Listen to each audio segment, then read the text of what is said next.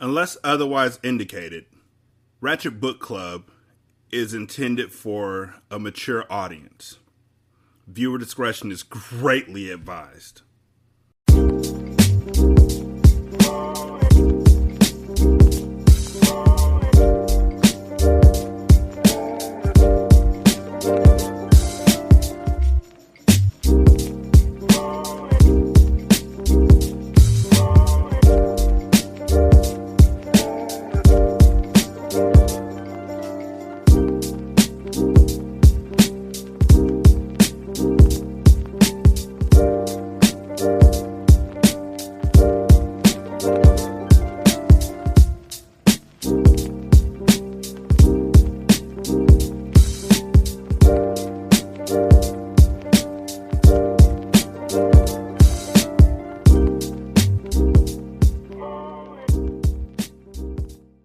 Welcome to Ratchet Book Club, where we read hood classics and good classics. I'm Derek. 916-633-1537, Ratchet and Ratchet at gmail.com, Ratchet Book Club on Twitter, Ratchet Book Club on Facebook. Chapter 21. Andre was at the spot, drinking. I mean, it's funny that the place is literally called The Spot. Yo, I'm going to be at the spot drinking. Andre was at the spot, drinking. He had been there since the bar had opened late that afternoon, and he would probably stay until the joint closed sometime in the wee hours of the morning. Didn't have any reason to go home. Yesterday, his woman had taken the kid and split for her mama's crib in Memphis, leaving behind a letter. "I'm tired of your broke ass," her note said. "I'm already taking care of 2 kids, and I ain't taking care of no grown man. Call me when you're ready to get your shit together." Sitting on a patched-up bar stool, Andre hunched over his can of Coors. His girl was crazy as hell, but he wasn't worried about it too much. She left him at least 3 times in the past 2 years, and she always came back. It seemed to happen every 6 months or so, and she'd stay away for a couple of weeks. Once he figured out that she was just showing out, like a baby throwing a tantrum, he'd begun to look forward to her going away on her little trips to Mama's. It was like a vacation for him. He didn't have to hear her nagging him about getting a job. He could live in his house and have some peace, sleep all day, do whatever the hell he wanted. He loved his woman, but she could be a pain in the ass. Tonight, the spot was full of brothers like him, guys who needed a break from the women in their lives. Some of them shot pool, others played darts. The rest of the customers were sipping drinks, talking, and nodding their heads to the old school music bumping from the boombox. Every man in there was a regular. There wasn't an unfamiliar face or a woman in the joint. In spite of the regulars in the house doing their usual stuff, things were different in the bar. The thunderstorm had knocked out the electrical power, so the place was illuminated by candles and kerosene lamps, and the TV, jukebox, and arcade games sat unused, like old furniture. It was Labor Day, and the spot had never been open on a holiday. And if you look closely, you'd notice a bulge underneath almost every man's shirt, the telltale shape of a gun. Tension simmered in the smoky air, too. Today, the spot wasn't a normal hangout. It was like an army barracks in the midst of a war, and none of the old rules mattered. Motherfucking vampires, Andre thought. That was what people were saying. Vampires. Of all the things in the world, their town had been invaded by monsters out of a horror movie. He wouldn't have believed it if he hadn't been there at the cave with Junior. Ever since that night, he found it easy to believe in all kinds of things that he would have laughed about before. He still had not told anyone what he had seen, and he sure as hell wasn't going to open his mouth now. They might blame him for stirring up the shit in the first place. He was going to sit there on his stool, put away brews, and mind his business. He didn't have a gun either. He wasn't going to try and be a hero or plan to battle a vampire. None of that shit. The only thing he really wanted to do was leave town, but some fellas had said the roads were blocked off with heaps of split trees. Besides, he didn't have anywhere to go anyway. He sure as hell wasn't going to stay with his woman and her mama in Memphis. Dracula himself would have been no match for his woman's mama. The CD player on the boombox started to skip on an Earth, Wind, and Fire classic, Fantasy. Booker T, a guy Andre had known for years, rapped the top of the stereo, shook it hard, and finally the song resumed. Booker T plopped onto the stool beside Andre. "Don't be tearing up my goddamn property, Booker T," Mr. Clyde, the owner and bartender, said. He was a stout, thick-armed man with salt and pepper hair, and reputedly had served time in the state pen for killing a man 20-some years ago. "You want to shake up a boombox, buy one your goddamn self." "My apologies, Mr. Clyde," Booker T said. "Can you please give me a cola, sir? With a lemon wedge, of course." Mr. Clyde mumbled. He slid a can of Coke and a lemon wedge in front of Booker T.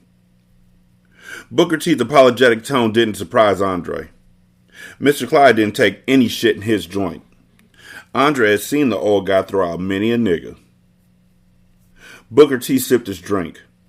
He was a short, scrawny guy who wore wire-rimmed glasses, a white dress shirt, and suspenders. A pocket notebook bulged in his breast pocket. People said he was a lunatic genius.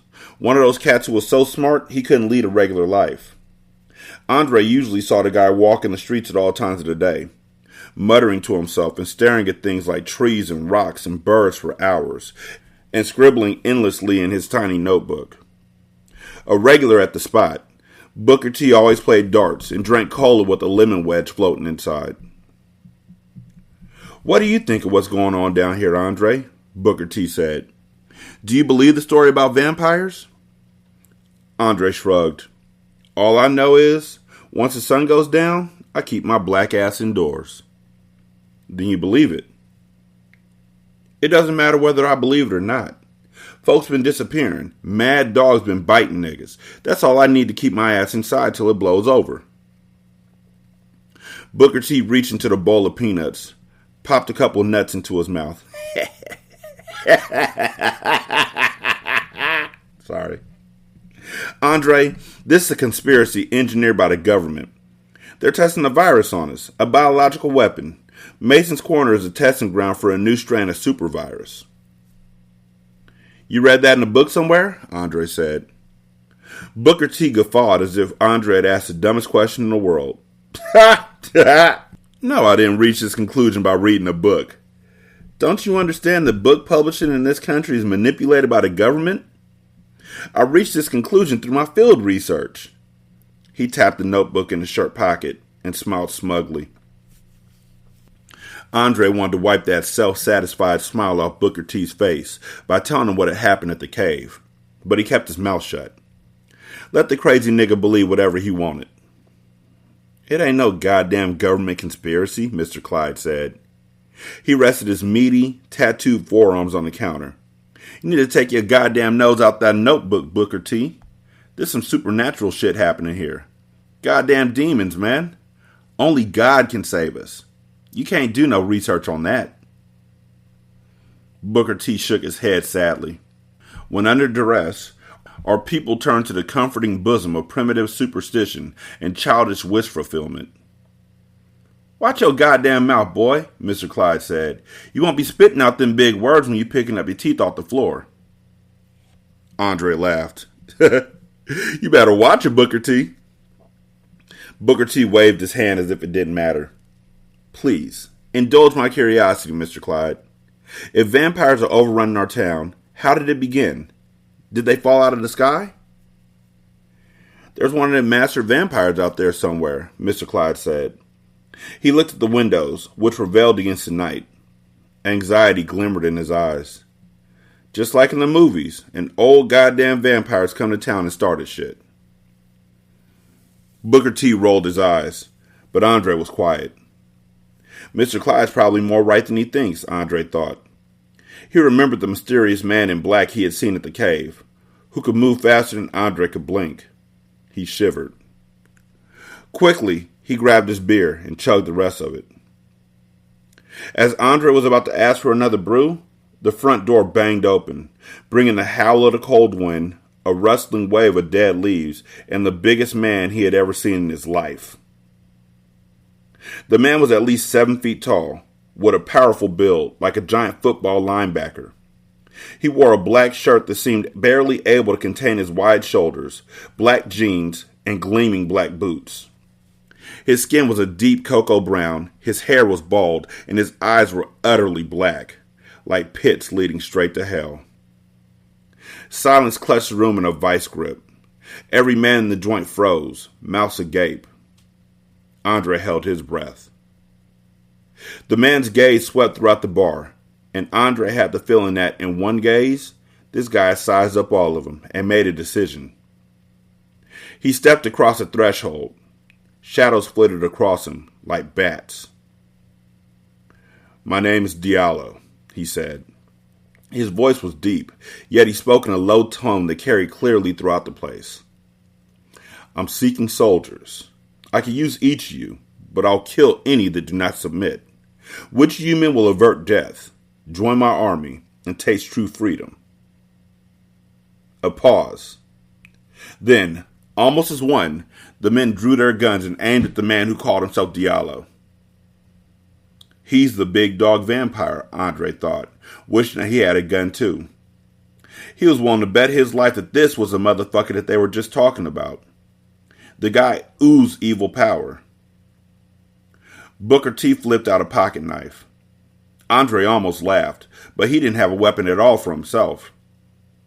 He noticed an old billiard stick leaning against the wall near him. He grasped it in his shaky hands. Better than nothing. "Look here," a guy said. It was Calvin Jones, who worked at the barber shop. "I don't know who you think you are stepping up in here like this, but me and the brothers here don't want no trouble. We don't want no part of nobody's army. So push on." "Right," another man said. He had a big fofo. "Get the fuck out of here and leave us alone." "And I'm backing up my customers," Mr. Clyde said. He took a sawed-off shotgun from under the counter. "I don't want no trouble here. Get off my goddamn property before I blow a hole in you." Diallo's face was expressionless. He made another step forward. The snick click of cocking triggers popped throughout the air. "The only way that you'll leave alive," Diallo said, "is by joining me. Those who submit, come to me and kneel. If you do not submit, the price for disobedience is death." "Out," Mr. Clyde said. Perched behind the bar counter, he took aim with the shotgun. The vampire thoughtfully regarded the firearms pointed at him. A faint smile played across his face. Andre squeezed the cue stick so tightly, it was a wonder it didn't snap in half. He blinked a drop of sweat out of his eye. The vampire disappeared. Just like that, he was gone. The door yawned into the stormy night. Each man in the room released a chest full of air. Then the door, propelled by an unseen force, slammed shut, and someone cried out, "He's behind us!" Andre looked. Diallo was behind the pool table, gripping a billiard stick. The man nearest the vampire tried to fire his pistol, but he was too slow. Diallo drove the stick through the guy's chest like a man spearing a fish, the bloody tip poking out between the victim's shoulder blades. The man choked out a garbled scream, his arms flailing uselessly at the wooden pole. Diallo lifted the man high and flung him across the room. The guy crashed into the pinball machine, leaving a smear of blood across the display. Andre's stomach convulsed. He tasted warm beer bubbling up in his throat. "Shoot him, goddammit!" Mr. Clyde said.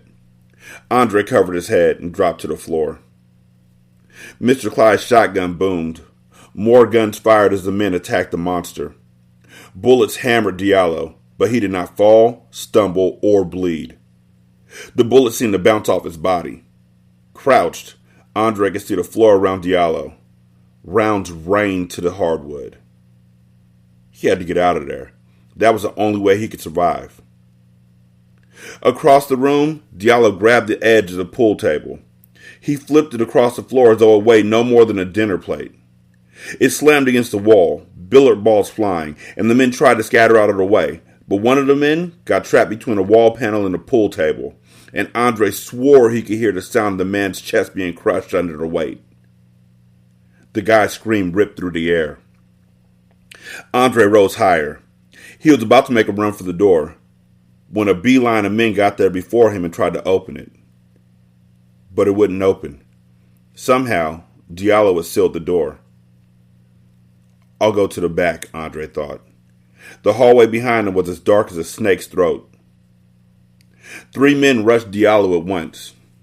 Diallo lifted a chair and brought it down on the first guy's head, busting his skull and shattering the chair, the man going down in a hail of wood shards. Diallo plunged his fist into the second man's solar plexus, drove it all the way into the man's guts, then snatched out his hand with a bloody fistful of intestines, the dead guy collapsing, legs kicking. The third man tried to tackle Diallo, but Diallo clamped his hands on his skull and twisted so fast the man's head came clean off. Diallo hurled the decapitated head across the room, where it smashed into the liquor bottles lined up behind the bar. Mr. Clyde yelped like a frightened child and took cover behind the counter. Andre didn't know whether to piss his pants or vomit. He was so scared he thought he could do both. There were only 5 men left, including Andre. 2 men strained in vain to open the door. Booker T hid under the table, and Mr. Clyde had vanished behind the bar. Diallo strolled to the guys near the door. They began to cry. One of the men kneeled, arms raised in supplication. Now's my chance, Andre thought. I'm not kneeling before that motherfucker. No way. Staying low, he bolted into the black hallway. Heart beating so hard he thought he might pass out. He couldn't see a damn thing back here. Where was the door? He shouldered open the door, went to a small room lit with a candle. It was the washroom. Shit! How could he get out?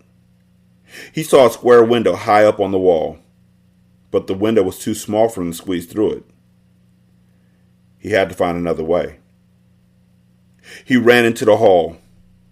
A giant hand closed over his throat. Andre gasped, beat his hands at the body in front of him, but it was like punching a concrete wall. The vampire lifted him in the air. Andre's feet dangled above the floor. Just when he thought he would black out, the vampire threw him. He whammed against the table, pain barking in his shoulder, salt and pepper shakers knocking against his head. He was woozy and in a universe of pain, but he had the presence of mind to look around. 4 men, including Mr. Clyde and Booker T, knelt near the bar, like sinners at a confessional. Diallo towered above them, an unholy priest. Join us, Diallo said. He extended his hand. His eyes, black as bottomless wells, fixed on Andre. Andre spat out a mouthful of blood. He crawled across the floor, straightened up, and kneeled. King, Nia whistled. Come on, where are you, boy? She was in an alley between rows of houses and short brick buildings. Thickets of darkness surrounded her on every side. Wind blew scraps of litter around her. The scraping of trash against gravel sounded like a bony finger scratching against a coffin lid. She hugged herself against the chill breeze and the deeper chill that had sunk into her marrow. King, wherever you are, come on out. No answer, only the rasping wind. What had gotten into the dog to make him run off? He had seemed like such a well-behaved animal, as clever as a person in some ways. Much like her own dog, Princess, she remembered with a pang of sorrow. She walked along the alley, her running shoes scattering pebbles here and there. King, come here, boy. It's Nia. She might as well have been addressing the wind. It would have given her more of a response. She checked her watch. 10 minutes until she had to meet David. She didn't want to return without his dog. Although David didn't blame her for King slipping away, she felt responsible for allowing the canine to scramble out of the truck. King was like a kid brother to David. Losing the dog would crush him. King, come on out, boy. The wind died. A hush fell over her. She heard, somewhere ahead, a low growl. Her fingers tightened around the leather dog leash. She jogged forward, lightly, to minimize the sound of her shoe soles striking the ground. On her left, there was a brown wooden fence. The big gate, wide enough to admit a truck, gaped open. She thought the growl had come from that direction, but she wasn't sure. It was worth a look. She stepped inside the enclosure. A blue dumpster on her left. Stacks of wooden pallets and milk crates on her right. In front of her, a low gray brick building. After performing a quick mental reorientation, she recognized that she was behind Mac's Meat and Foods. One of the steel double doors at the back of the store hung open, giving her a glimpse of a slice of darkness beyond. It puzzled her. Mac ran a tight ship. Everyone in town knew that. He would have never closed a market without fastening those doors. What was going on? The soft canine growl reached her again. It was definitely coming from inside the store. What was King, if it was really King inside, doing in there? What was he growling at? The dog could have been agitated by anything. Something as small and harmless as a cat, or something bigger and far more dangerous. Her hand went to the revolver on her hip holster. She had snapped the holster's buckle, drew out the gun. She wrapped the dog leash around her wrist to get it out of the way. She moved to the doorway. She cocked her head, listened. Silence, taut with tension, as if whoever, or whatever, was inside was holding its breath. Just like she was. She dug the mini flashlight out of her fanny pack. She swept the thin blade of light across the darkness inside. A small chamber, full of crates and boxes, but no one was inside. In the far corner, there appeared to be another door, half open. She checked her watch again. 7 minutes, then I gotta go. I want to find King, and I think he's in there, but I promised David that I'd return on time. Promised him that I'd find the dog, too. She pushed open the door and crept into the darkness beyond. Jalil had to get his father to a hospital immediately. The siren wailing on the patrol car, Jalil sped across the dark streets. He ran through stop signs without slowing. No one was out driving, and even if they were, he was in a cop car, and they should get the hell out of his way. In the back seat, Dad groaned. I'm going to get help for you, Daddy, Jalil said. He glanced fearfully at the rearview mirror. Dad was slumped in the seat, eyes shut, his face greasy with sweat. Jalil squeezed the steering wheel. Just hold on, Daddy. Hold on, please. After that fucking vampire, Kyle, had stabbed Dad in the chest. Not in the heart, thank God. Jalil had shot the monster between the shoulder blades. But he hadn't killed the vampire. Screaming in anger, the creature had jumped out the truck and flown away into the night, like a giant bat. He hadn't attacked Jalil, which was weird. Maybe the asshole figured that the worst thing he could do to Jalil was try to take his father away from him. If that was what he had been thinking, he was right. The other vampires had chased after the rest of the people on the patrol teams. Those folks cut out so fast it wasn't funny. Some of them on foot, others in their cars. Within minutes, the parking lot was empty, and Jalil was left with a dead man in the flatbed and his father. Somehow, he had driven to Dad's police car, gotten a first aid kit out of the truck, and found some pads that he used to staunch the flow of blood from Dad's wound. There was so much blood, Jalil had vomited on himself. But he was still able to keep going and tape bandages on his father's chest. He'd carried Dad to the car and slid him across the back seat. Before he peeled away, he said a quick prayer over old Mac's body, then peeled the flamethrower off the man's back and stored it in the trunk.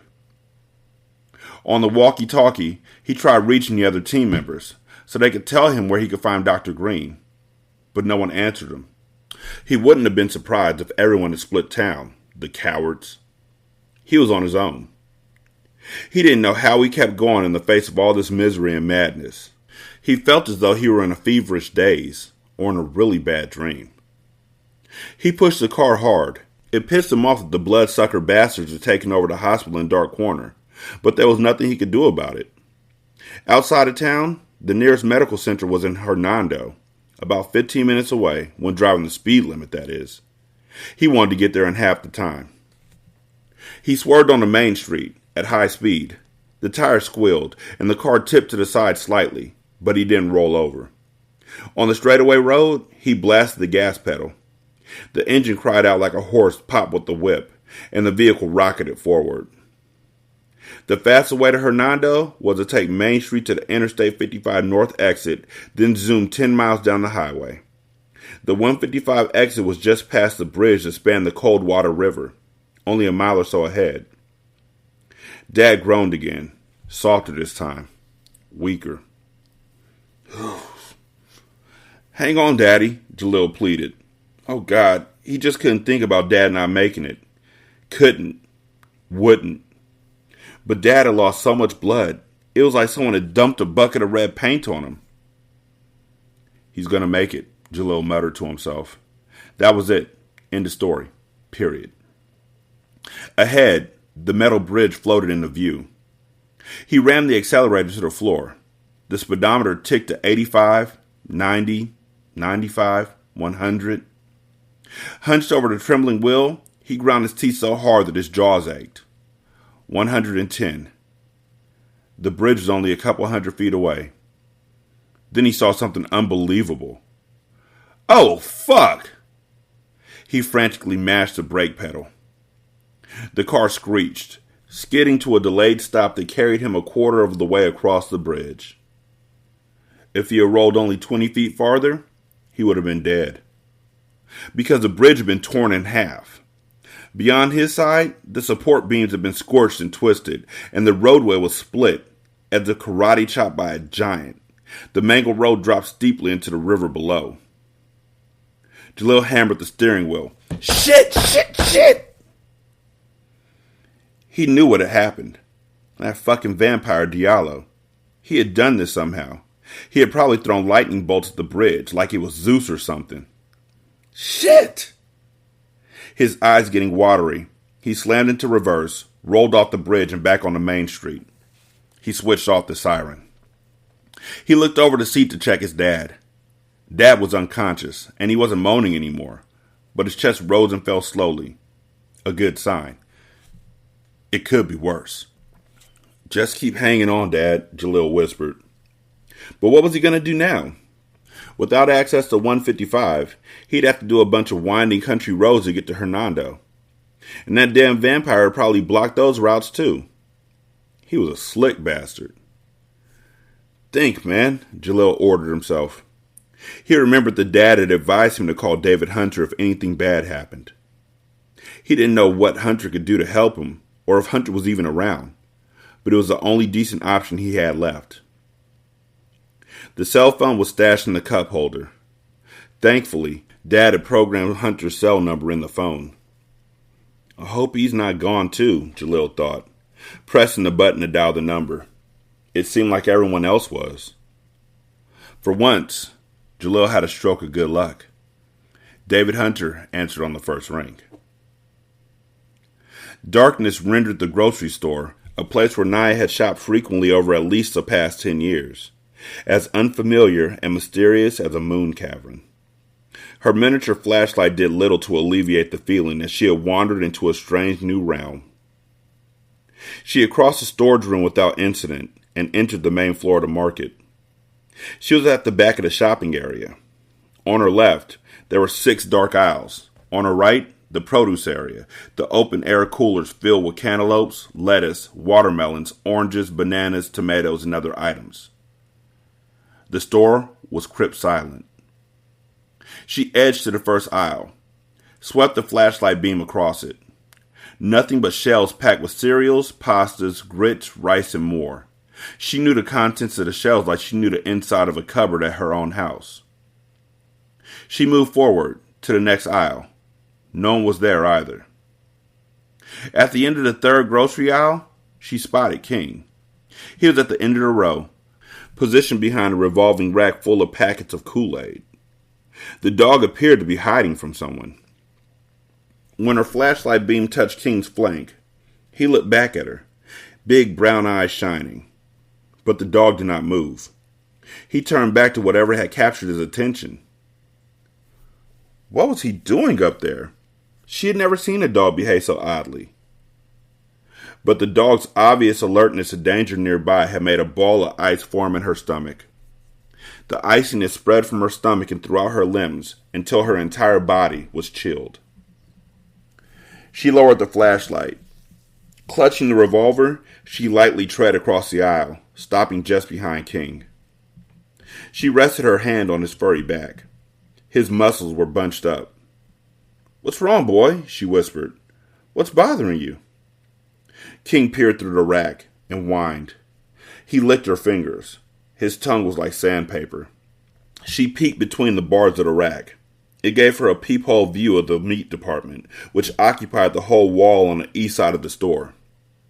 She didn't see anything of concern, but it was dark and nearly impossible to make out any details. She inched around the rack. She flicked on the flashlight. Colin Morgan walked through the passageway at the end of the meat counter. She gasped. This time, Morgan didn't have a knife. He had a handgun. It was much bigger than hers, too. Behind Naya, King growled. "That mutt's got a nose like a bloodhound," Morgan said. "Follow me all the way in here, just like I've been following you, Miss James." Her hand trembling, she shunned the light beam at him. He was not a vampire. He was still human. But he was out of his mind and relentless, and that was as bad as him being a blood-sucking monster. "There's some weird shit going on in this little hick town," Morgan said. "But I don't care about that. Nothing's going to stop me from having you. We're meant to be together. Stop resisting and give yourself to me." "Never." She raised her gun. He raised his revolver, too. He aimed it at her head. It was like looking into the tube of a cannon. She swallowed dryly, but she did not lower her gun. "Drop it, Miss James," he said. "You don't have the nerve to shoot me. You proved that earlier." Naya felt King tense behind her, like a coiled cobra. She decided to take a big risk. "Okay." She blew out a breath and dropped the gun on the floor, and the flashlight too. "You win." "I knew you didn't have it in you, bitch," Morgan said. He laughed. "Get your fine ass over here. I'm going to take you behind the counter so we can get properly reacquainted." Bowing her head, as if defeated, she shuffled forward. She counted on Morgan relaxing his grip on the gun, and she counted on the darkness coming to her aid. Most of all, she counted on King. When she had taken about 3 hesitant steps, she suddenly dashed to the right, into another aisle. "You bitch!" Morgan yelled. He swung the gun around, trying to regain his aim on her, but in the near blackness, it would be difficult for him to see. Then King roared. "Get him, boy! Tear his heart out!" Naya urged. The dog tackled Morgan. Together, they hit the floor. Morgan's gun spun out of his grasp. "Get off me, you fucking mutt! Get off me!" King was on top of the man, snapping and biting. Then the dog yelped in pain and scrambled away. Morgan bellowed triumphantly. A blood-smeared switchblade glinted in his hand. Oh no. King staggered into the wall. The dog's legs gave way, and he settled heavily against the floor, tongue lolling. As Morgan got back to his feet, smiling maniacally, Naya charged him. "Back, bitch!" Morgan swiped at her with the blade, making her stop in her tracks to avoid being cut. "Don't make me carve up that pretty face of yours." Naya drew herself into a fighting stance. Her gun was on the floor, out of easy reach. She had only her bare hands to defend herself. But she had trained for a moment like this. She clenched her hands into fists. Morgan circled her like a sword fighter. "You're all mine," he whispered. "The more you fight me, the more I love you. Keep fighting me, baby. It's going to make fucking you that much sweeter." This man was sick, insane, but she did not lose her cool. As she'd been taught, she skipped backwards, light on her feet, as if she were a fencer. She rolled her hands in a dog-digging motion to distract him and protect her vital areas. He faked a thrust. She hopped back, then fired a sharp kick into his shin. "Damn it!" His face contorted in agony. He gritted his teeth. Then he swiped at her, wildly. She ducked out of the nice looping path and blasted his shin again in the same tender spot. He wailed, his leg crumpling under him. Eh! Nia was about to wade in to knock him out with a blow to the head, but he lunged at her, and this time she moved too slowly. The blade sliced across her arm. Crying out, she fell, her arm burning as if doused with gasoline instead of flame. With only one good leg, Morgan crawled after her. She whimpered, holding her arm, blood seeping between her fingers. She scooted backwards across the floor. I'm gonna fuck you till you bleed. Just like you're bleeding now, he said. Gonna take my time and give you the sweet love you've been missing. She could not imagine the horror of allowing Morgan to have his way with her. She'd rather die before that happened. He crawled forward. Saliva foamed from his lips. The switchblade was drenched in gore. My gun has to be around here somewhere. She glanced over her shoulder. The .32 lay near the flashlight, which speared the darkness with a pale yellow beam. Biting her tongue against the pain in her wounded arm, she scrambled like a crab after the weapon. Got it. Gripped it tight. For the last time, you won't shoot me, bitch, Morgan said, mockingly. You're too weak. Nia took aim. Twice, she had declined to shoot this man. But as far as she was concerned, he was hardly a man anymore, and circumstances had pushed her way over the line and made her capable of doing anything to protect herself. There was only one way out of this, and it was not the sadistic rape and torture that Morgan suggested. Put it down, Morgan commanded. It's over, Nia said. Finally. She squeezed the trigger. The bullet drilled him between the eyes. His head lolled to the side, and his mouth gaped in a silent howl. He fell backwards and struck the floor like a lead weight. She released a sigh that came from the depths of her soul. Colin Morgan was finally dead. She threw away the gun. A choked sob burst out of her. She forced herself to hold back her tears, though doing so made her chest swell painfully. She went to the dog. Lying against the wall, legs drawn under him, King had watched everything. Blood dampened its breast. Oh, you sweet poor thing. She gently brushed the dog's head. King feebly licked her hand. We're going to take care of you, understand? You're going to be okay. She got her cell phone out of her fanny pack and called David. With Jalil trailing him in the patrol car, David screeched to a stop in front of Mac's Meat and Foods. I never should have let Nia go off on her own, he thought. When she called him on her cell phone and told him what had happened, such anxiety had struck him that his stomach ached. He could have lost her. She had come within a thread's width of death. While Jalil waited in the car with his father, David got out and banged against the store's front entrance. Nia pushed open the door. You got here fast, she said. Her hair was disheveled. Dry blood spattered her face, and she had wrapped a thick bandage around her left arm. He had never been so glad to see anyone. He pulled her into his arms.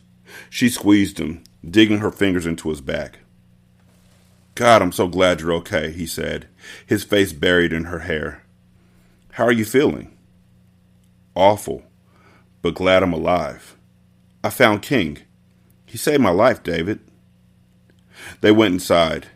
King lay against the wall. The dog raised his head when David came near, and his tail switched back and forth. You crazy mutt, David said. He blinked away a tear and rested his hand on King's back. Look what you went and got us into, trying to be super dog. We're going to get you all patched up, boy. You'll be all right. King licked his fingers.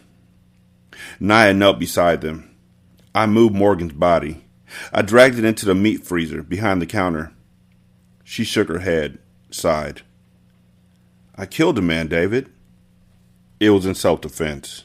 You had no choice. Her face was haunted. I know, but that doesn't make me feel any better. I feel really, really sick. I wish I hadn't done it, but you're right. I didn't have any choice. I'm sorry, Nia. Mac is going to go nuts when he sees what happened in here, she said. He won't be around to complain. Mac is gone. Gone? You mean dead?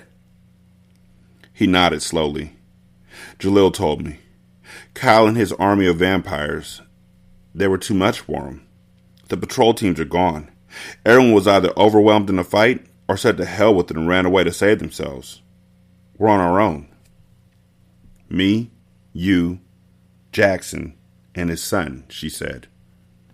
Yeah, but Jackson can't help us. He's in the car with his son. He was stabbed, not bitten, and lost a lot of blood. I want to give him the pearls, but I'm afraid she won't be able to do much for him. She's worked miracles before, so people say. Then I sure hope she could work another one, he said. But we're going to need more than one miracle to get through this alive, Naya. We're going to need a night full of them. A golden glow radiated from the windows of Pearl's home, like a lighthouse on a night-veiled sea. Pearl answered the door before David could knock. Thank you so much for letting us come here, David said. We hate to impose on you like this. Nonsense. It's my duty to help, Pearl said. Come on. I'll help you bring your dog and Chief Jackson inside. David and Jalil carried Jackson, who was still unconscious, into the guest bedroom. Naya and Pearl took King to a cleared-out space in the living room. Candles throughout the house provided warm light. Although Pearl lived on the outskirts of town, she too had lost electrical power due to the storm.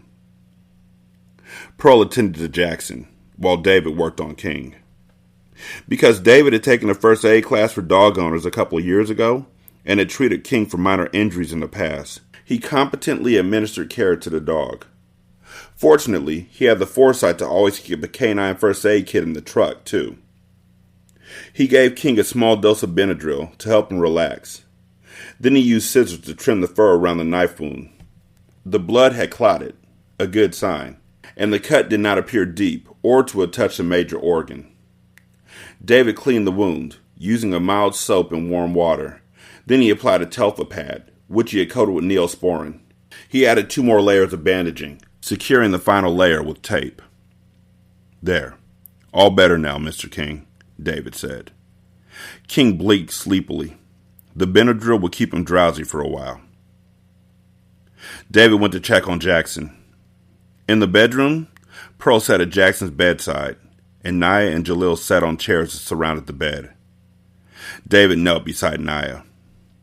What do you think, Pearl? David said. He's in shock, she said, due to having lost a tremendous amount of blood. I cleaned and redressed his wound. However, to have the best opportunity to recover, he needs a transfusion. A blood transfusion? David asked. We'd have to take him to the hospital for that. And you know, the hospital's been overrun with vampires, and the blood supply doubtlessly raided, Pearl said.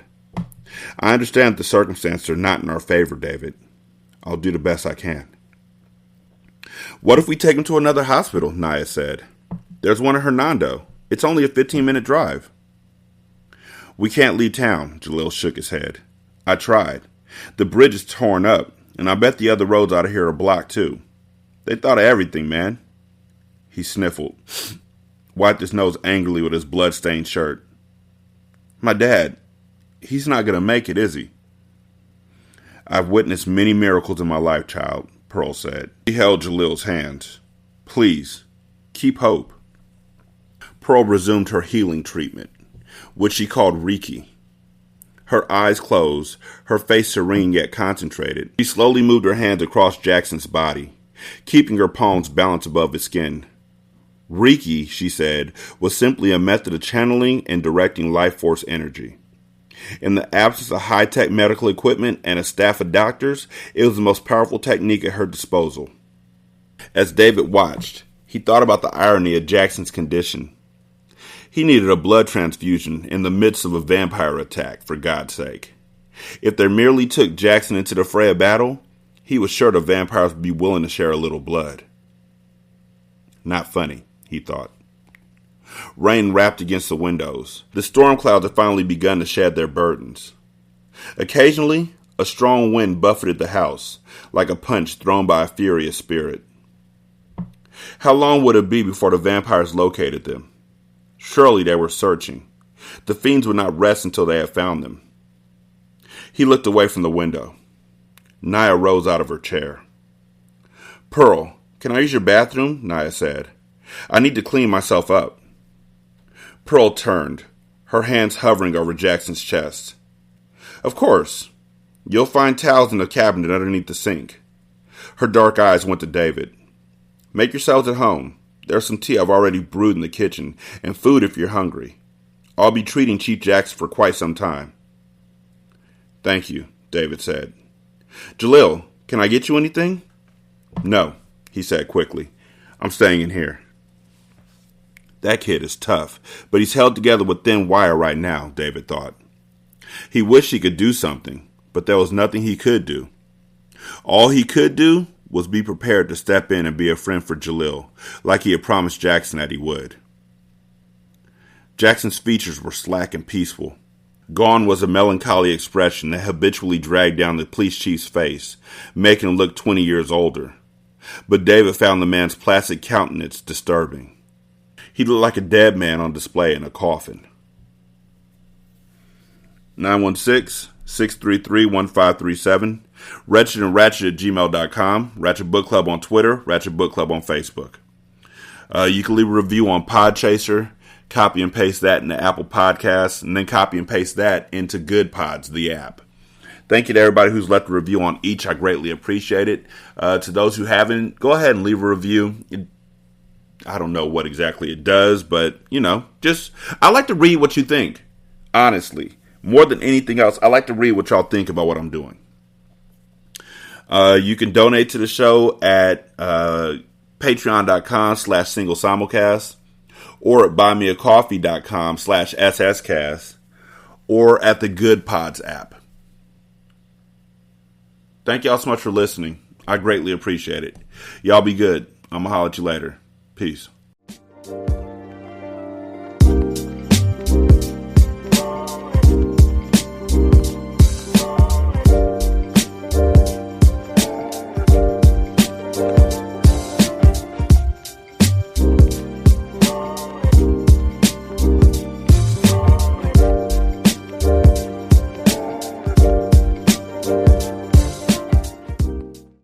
The intro and outro to Ratchet Book Club is by That Kid Garan, and it's called Goodbyes.